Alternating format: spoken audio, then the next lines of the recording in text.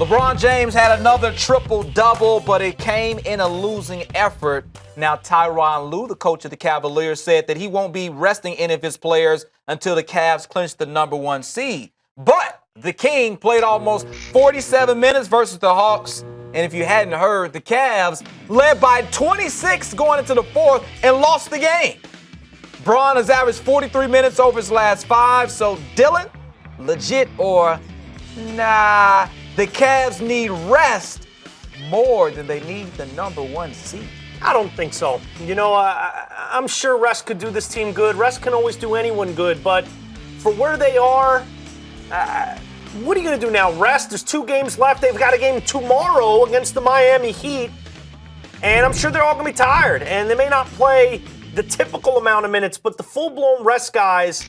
And then what? You have 1 game left, and you hope that that one goes well so that this sour taste in your mouth from this horrendous game and the way it wound up with that terrible fourth quarter and overtime for the Cleveland Cavaliers, you know, some bad officiating. That's the taste in your mouth you have going to the playoffs. I think you play. Okay. You wrestle this 1 seed away from the Boston Celtics, and you go into the playoffs with a little bit of your chest puffed out. A little bit. There's no way they can go into the playoffs feeling as wonderful as they possibly can. But if you can kind of flip the script of how horrible they probably feel right now and start to get things going back in the right direction and get the 1 seed in the meantime, I think that's got to be the goal. And for me, you know, not playing an extra 38 minutes or 32 minutes 2 more times before we get into the playoffs where you're either going to be the 1 or the 2 seed, I'm sorry, I just don't think it's that crazy a thing. Maybe it's because I've never done it. Maybe it's because I have no idea, CT.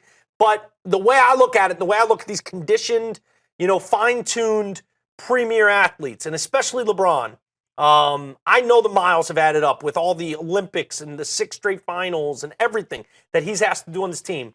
But go win that 1 seed. Feel a little bit better about yourself. Don't limp into the playoffs. And I think it'll be better for the psyche of this team For sure. than a little bit of R&R over the next few days. I'm with you on that one. How are you playing heading into the playoffs? It matters. You always want to take some momentum in the playoffs. You want to be playing your best basketball. You want to be clicking. So more so than being healthy and being rested, can we try to iron out some issues? The Cavs have some major issues, specifically defensively right now. And whether you're rested or not, that's not going to fix those issues. The only way to get those issues fixed is to go out there on the basketball court and try to clean some things up. Execute. Don't give up 44 points in the fourth quarter. That's the problem.